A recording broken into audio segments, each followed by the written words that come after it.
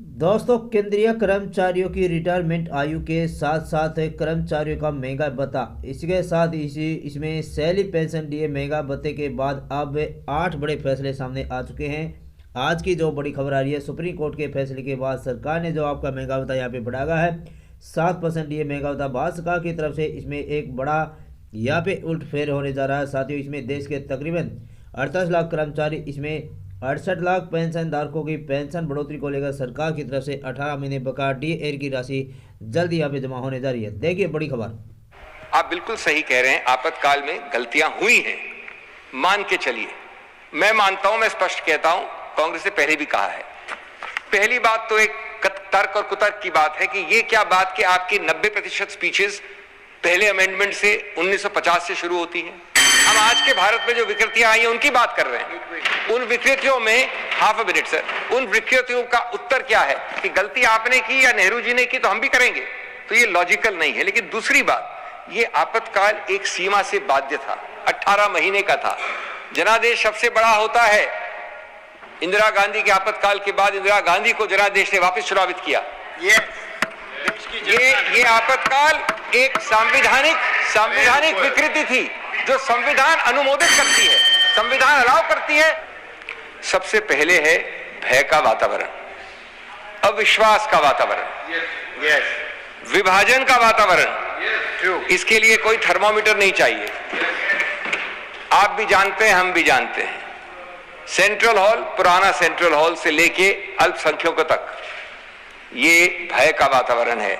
वो central hall का आजकल कैंटीन हो गया है सब्स्टिट्यूट, यहां पर सेंट्रल हॉल तो नहीं रहा। लेकिन अपने कंधे के पीछे झांक कर बोलना, इसे कहते हैं गणतंत्र के भय को।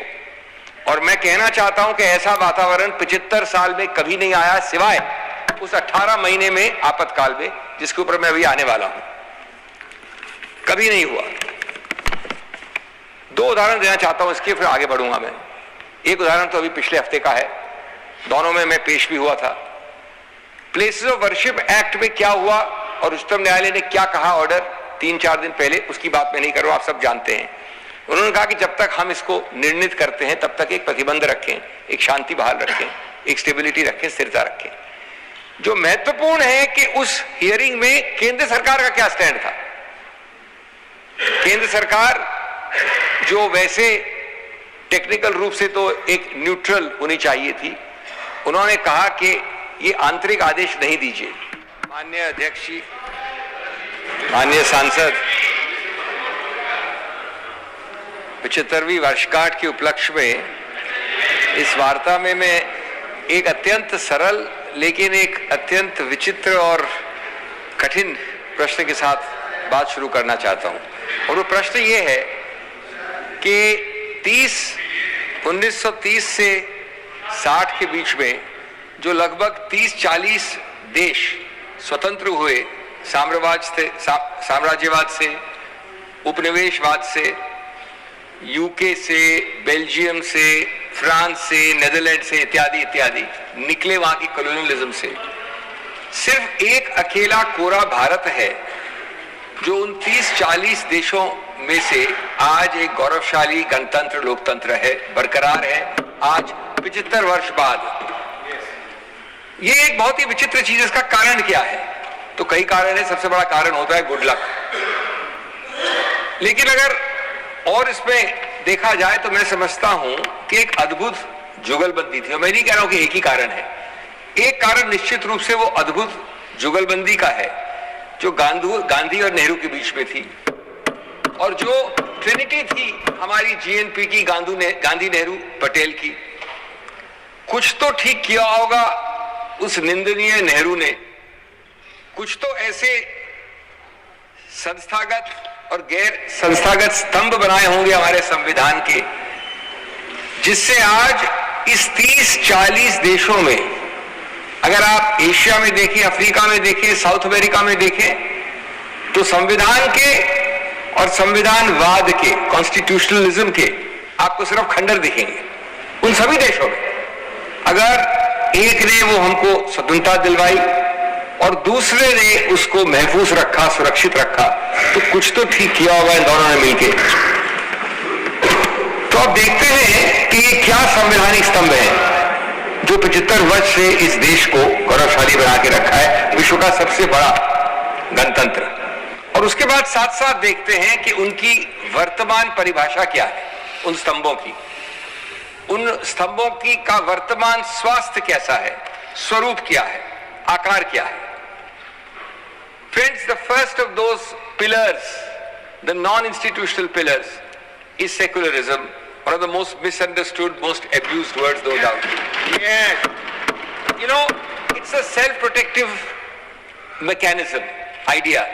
We do no largesse, no mercy to practice secularism. We must do it in supreme selfish, national and self-interest. India is planet Earth's most diverse spot. And diversity, when the Americans talk of the salad bowl or others talk of the melting pot, nothing captures India's diversity. We have 22 scheduled languages, 700 mother tongues, 2,000 dialects. We have the world's 4 religions born here, the second or third largest of other religions in the world, and so on and so forth. What is secularism? I love Professor Bhargav's Lincolnian definition of secularism. He said, why did Lincoln say for the people? It's understood democracy is for the people. Why did he say by the people? It's understandable. It is those who elect by the people. Then he said, why did he use of the people? And then Bhargav answers his own question by saying, it is to convey a sense of co-ownership of democracy to the last man in the last row. It is a co-belonging of democracy to everyone, the majority and the minority, the underprivileged and the overprivileged. And that is the essence of secularism. And before I come to its current health, there is another word in our preamble which cross-fertilizes and reinforces it in a big way, जिसको हम ज़्यादातर भूल जाते हैं, fraternity, सौहार्द्र, a word far superior to the negative word of tolerance. It is a positive word which constitutionally mandates us to celebrate each other, identity. It cross-fertilizes and reinforces secularism, and it brings in all the other related concepts of pluralism, inclusiveness and diversity. अब दोस्तों इसकी वर्तमान हालत पे 2-4 minute बिताते हैं। इसकी वर्तमान हालत क्या है न्यू इंडिया में, न्यू बीजेपी के शासन में? सबसे पहले है भय का वातावरण, अविश्वास का वातावरण, विभाजन का वातावरण। इसके लिए कोई थर्मोमीटर नहीं चाहिए, आप भी जानते हैं, हम भी जानते हैं। सेंट्रल हॉल, पुराना सेंट्रल हॉल से लेके अल्पसंख्यकों तक ये भय का वातावरण है। वो सेंट्रल हॉल का आजकल कैंटीन हो गया है सब्स्टिट्यूट, यहां पर सेंट्रल हॉल तो नहीं रहा, लेकिन अपने कंधे के पीछे झांक कर बोलना, इसे कहते हैं गणतंत्र के भय को। और मैं कहना चाहता हूं कि ऐसा वातावरण 75 साल में कभी नहीं आया, सिवाय उस 18 महीने में आपातकाल में, जिसके ऊपर मैं अभी आने वाला हूं। कभी नहीं हुआ। 2 उदाहरण देना चाहता हूं इसके, फिर आगे बढ़ूंगा मैं। एक उदाहरण तो अभी पिछले हफ्ते का है, दोनों में मैं पेश भी हुआ था। प्लेसेस ऑफ वर्शिप एक्ट में क्या हुआ और उच्चतम न्यायालय ने क्या कहा ऑर्डर 3-4 दिन पहले, उसकी बात मैं नहीं कर रहा हूं, आप सब जानते हैं। उन्होंने कहा कि जब तक हम इसको निर्णित करते हैं तब तक एक प्रतिबंध रखें, एक शांति बहाल रखें, एक स्टेबिलिटी रखें, स्थिरता रखें। जो महत्वपूर्ण है कि उस हियरिंग में केंद्र सरकार का क्या स्टैंड था। केंद्र सरकार जो वैसे टेक्निकल रूप से तो एक न्यूट्रल होनी चाहिए थी, उन्होंने कहा कि ये आंतरिक आदेश नहीं दीजिए। कब तक नहीं दीजिए? जब तक आप इसका निर्णय करेंगे तब तक भी नहीं दीजिए। और निर्णय क्या था? निर्णय था बड़ा समझदार निर्णय कि नया कोई सूट दर्ज नहीं होगा और जो पुराने सूट है उसमें कोई भी प्रभावशाली इफेक्टिव ऑर्डर आंतरिक या अंतिम नहीं पास किया जाएगा। इसका विरोध किया है सरकार ने। और आप बात करते हैं सेकुलरिज्म और फ्रेटर्निटी की, जब तक सिर्फ निर्णय आता है तब तक। इसका दूसरा उदाहरण, क्या केंद्र सरकार ने कभी भी किसी रूप में, माननीय प्रधानमंत्री तो बहुत बड़े हैं, गृह मंत्री भी बहुत बड़े हैं, किसी मंत्री ने भी, केंद्रीय मंत्री की हिम्मत हुई कि जो ये बुलडोजर राजनीति चली इतने सालों से यहाँ, जिसमें भी एक मामले में जिसमें मैं पेश हुआ था, उच्चतम न्यायालय ने रोक लगाई कुछ हफ्तों पहले, कभी भी उन्होंने, किसी ने बोला उसके विरुद्ध? ये आपके सबसे बड़े प्रदेश से शुरू हुआ था, एक शब्द बोलने की हिम्मत थी किसी को, बल्कि आप लोगों ने you glorified, your CM's glorified bulldozer आज. There was an inter-CM, inter-state competition as to who is the more Rambo CM to practice bulldozer. And an award virtually was to be given for bulldozer CMs and bulldozer politics. But this is fraternity, this is secularism. Look at the statistics. Who were the victims of that bulldozer Raj? 95, 98% one community. No notice. I make a protest, I make a poster, my house is struck down. But not one of you had the guts to speak up against it. Why? Because you cannot be allowed to do that. So friends, this is the hiatus between constitution, between constitutionalism, between secularism, between fraternity, and between the reality. You really wore the democratic cloak, but you wielded the autocracy's blade. As the constitution crumbled in the shadows you made. Because friends, when rulers play puppeteers with democratic frame, the constitution is but a pawn in that game. Let us turn to some other underlying pillars. Federalism. You know, it's a very strange country where our framers made it largely a unitary country. Somebody called it quasi-federal because of largely unitary focus. But the great achievement of India is what we call inadvertent federalism or accidental federalism. Today, after 75 years, we are much more federal in operational reality than our framers conceived of in design, in constitutional design. And this is not the place to go into it because you had fiscal federalism. We devolved today 45% out of the funds to the states. We started with 30%. We have Panchayati Raj. We have municipal decentralization. We have linguistic federalism, the three-language formula. We have economic liberalization. So that's a different story, but we have operational, real federalism of a far, far higher degree than our framers envisaged or created or designed. And federalism is very important for regional parties. It's a safety valve which channels the 3Ds, discomfort, dissatisfaction and dissent at the local level. Otherwise, like a pressure cooker, if it did not release it there, it would explode at the center. But, sir, and the Honorable Prime Minister has repeatedly used the, I don't like the word jumla for the Prime Minister, but let's say the phrase, cooperative federalism, competitive federalism. Allow me to make you smell the coffee and smell reality for 2 minutes. Two examples again on federalism. The theoretical and the real in New India and the new BJP. State in the south, we know the name. A state in the east, we know the name. A state in the north, we know the name. I happen to be coincidentally counsel for all 3 states.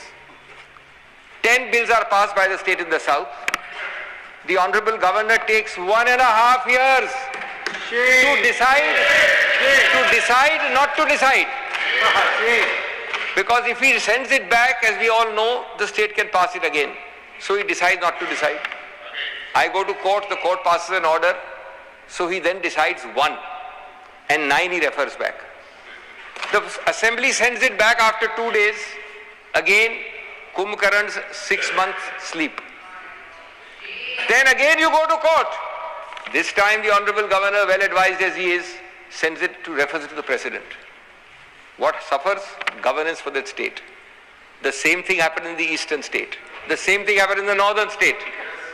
You're all sitting there, members of those states. Now, what is the point?